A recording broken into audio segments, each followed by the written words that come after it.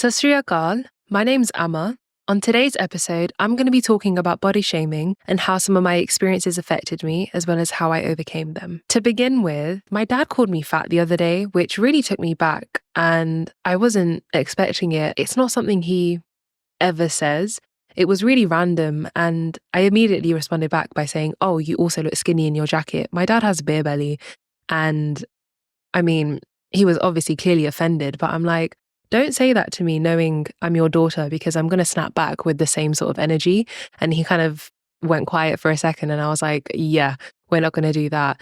But when we went home, he said it again, and it kind of took me back because I was like, it's not something he usually says. So I was quite surprised. It's kind of provoked me to look in on this topic a little bit more, as well as share my experience of body shaming and being called fat, being the bigger kid when I was younger, and how that experience shaped me to now. The thing that gets me every time is how normalized body shaming is within our culture. For example, when I used to go to weddings or parties and I was a bigger kid, I'd always feel very self-conscious. And before I'd even said Sat Sri Akal or engaged in any kind of conversation, it wouldn't take long for an auntie to remind me that, oh, you're fat, by the way. And I was quite used to hearing that. It wouldn't even affect me because I didn't know that that wasn't normal. As I grew up and I realized that's really messed up and I'm not okay with that, it definitely had some negative effects on me. There was always comments regarding my weight and my appearance, or what I was wearing, or the way I walked, or the way I talked. And some of the things were said in Punjabi and some of them were in English. I'll say them in both and I'll translate as well. Je tu apna weight ਘਟਾਇਆ ਨਾ, ਤੂੰ quintal ਦੀ ਹੋ ਜਾਣਾ ਤੇ ਫਿਰ ਤੈਨੂੰ ਸਾਰਿਆਂ ਦੇ ਸਾਹਮਣੇ ਫੋਕਲਿਫਟ ਦੇ ਵਿੱਚ ਤੈਨੂੰ ਚੁੱਕ ਕੇ ਬਾਹਰ ਲੈ ਕੇ ਜਾਣਾ ਪੈਣਾ, which translates to, if you don't lose weight, you're going to weigh a quintal, or I don't know what that is in English, or like you're going to weigh a lot and you're going to be carried out in front of everyone on a forklift. If you lose weight, I'll throw you a party. No one will marry you if you're fat. The word taddal or moti, which means fatty or just heavy, it's quite rude, and that's something that was said quite often. You eat a lot for a child. You look like a grown-ass woman. You look like a prostitute with that red lipstick. And you look like a mother of 4. Now, I say these so casually because that is the reality of it, and that was how it was said, so casually. But now, having grown up and really understanding what was said to me, it's really messed up. And it's no surprise that growing up as the bigger kid, I felt very self-conscious and uncomfortable in my own skin anytime I would enter a room. After being made to feel uncomfortable within my own body, I lost 3 stone over the summer before I went to uni. I was then hyperfixated on gym and food and nutrition for about 3 years. I was then under-eating and overworking out. I wasn't sleeping enough. I would get a maximum maybe 4 hours of sleep, as well as studying and working. I then developed bulimia. I went into lockdown being absolutely obsessed with Chloe Ting, 5K runs, and doing that 6 times a week, which says a lot for my mental health because that was very unhealthy. I then finally moved out at 21, and it was only then that my relationship with health, fitness, and nutrition journey actually began for me in the most healthiest way. From all of that, I found that this pressure of trying to conform to this idea of being skinny or looking a certain way, I was truly so miserable. Even though at one point I did fit that slim girl aesthetic, and all I ever dreamt was to wake up with a flat stomach and to know what that felt like, which for a short period of time was very validating, but it was not sustainable because I was not eating enough. And I found that despite that, the chat shit aunties were still chatting shit. Now in the current and the person that I am, and because of the healing that I've done, the opinions of others don't really matter to me. I'm very much in love with myself and who I am as a person, and growing and learning. Those comments are not going to faze me. Similarly to what my dad said, it was just like interesting, but it's not enough for me to doubt myself like I used to. I don't know if he was projecting or trying to be horrible. I'm not too sure. It's very common within our culture for those comments to be made and it means nothing, and I'm not okay with that. Also with our parents' generation, especially the women, they are very hyperfixated on body image and self-conscious about what they look like, and always wanting to strive to be slim. And I always think that it's good and well to, work out and do what you need to do to feel healthy. And I'd love to talk about my mum with this example because I've seen my mum go through it with body image. And for as long as I've known my mum, she has been a little bit more curvier. But I always saw that she wasn't the most happiest within herself until recently. She's put in the work to be healthy, and I'm really proud of her. She looks beautiful. Now, the crazy thing is that, again, despite my mum doing all of that work for herself to feel comfortable within her own skin, one of my aunties turned around and she was like, "Oh, your mum's lost weight now. We need to make sure we get her a facial and make her skin all beautiful again and make her look 16 because we need to sort her skin out." And I'm just there like, no, auntie, my mum looks beautiful the way she is. Like, she's done great. What is this whole sort of now the next thing, what's the next thing?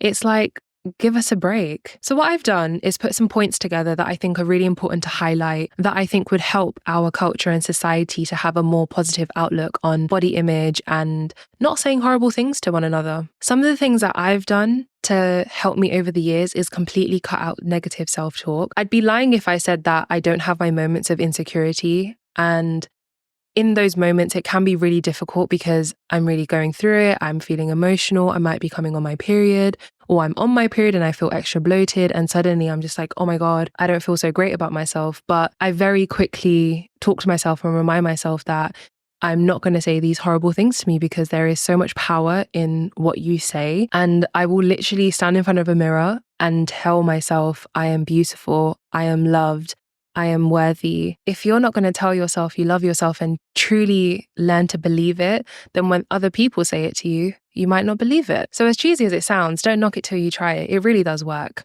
I would love to have a space for aunties or even chat shit aunties to talk about self-love. And that just doesn't happen, especially growing up. I don't think I've ever heard my mum say that, oh, I think I look beautiful today. So to have more positive self-talk and practice that would be so nice. I also journal a lot. I'm very conscious of my thoughts. So anytime I get those negative thoughts, I try to catch it, to question it and be like, hey, where's that coming from? And then I obviously look in deeper on that. I also love going to the gym. And before I used to be quite obsessed with the gym, but now I gym because it makes me feel good. I like to feel stronger.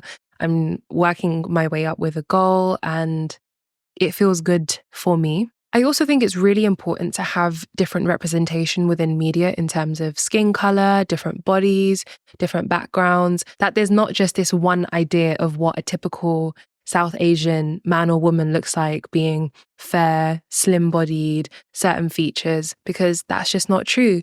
We all come in so many different shapes and sizes, and that needs to be better represented. The last point I want to make is in terms of health, fitness, and nutrition. I wish that if I was better educated about it the way I am now, I would have been able to avoid a lot of trauma. I used to believe this whole idea of good and bad foods, and in school, we were just given this colored pie chart of good and bad foods, and that was the only idea I had of what nutrition was, that, oh, you can't eat too much of this and you have to eat more of this. And I understand the picture they were trying to paint, but it's just not realistic. Marketing has really negatively affected people's relationships with nutrition, fitness, and health. Half the food we have in our shops and grocery stores is poisoned. So what we're consuming anyways is pretty messed up. But aside from the point, because I'm not trying to go on a deep tangent on that, if fitness at school was taught in a way that was actually enjoyable rather than forcing me to run 4 laps when I don't really want to, compared to now,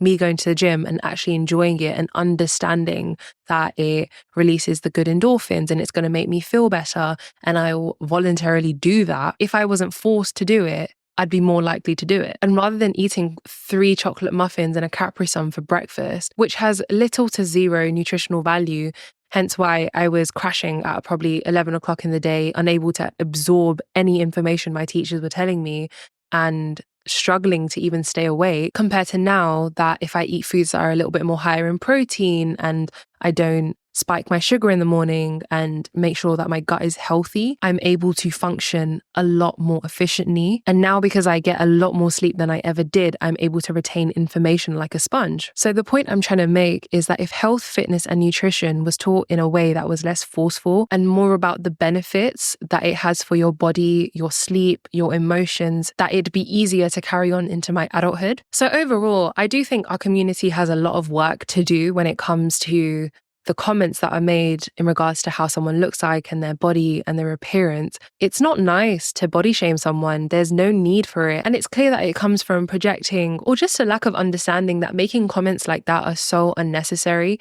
But again, they are so normalized. So there really does need to be more conversation around that. I'm really happy that I am in a place where I can say I have got a good relationship with health and fitness, and I enjoy it, that regardless where you are with your journey, to practice self-love. And in terms of fitness, it doesn't mean that you have to go to the gym and be really obsessed with it and have something very intense. It's more about just moving your body, getting those endorphins out, going for a walk, soaking up the sun as much as you can, just doing the little things to make yourself feel a little bit better for yourself and not to care so much about what people are going to say, because those chat shit aunties are going to be chatting shit until they die. So let them be over there in their own space. And I just hope that they do heal and learn to love themselves. But that's another episode for another time. I hope you guys enjoyed this episode. I hope you felt like you could relate or have a better understanding of some of the things I feel we need to work on within our community. I have spoken about similar things within my previous episodes, but I really wanted to highlight this topic that it's not okay to say mean things and make those comments, that it really shouldn't be normalized. I thank you so much for watching. I thank you so much for listening.